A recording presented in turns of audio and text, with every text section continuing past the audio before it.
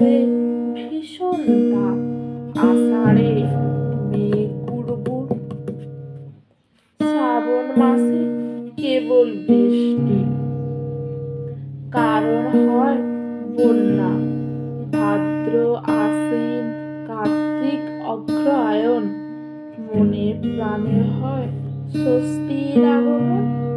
পৌষ আর মাঘ ঠান্ডার জন্য খেতে ও ঘুমাতে নেই কোনো মনে পাপ। ফাল্গুন মাস বসন্ত, এইভাবে কাটুক জীবন সবার।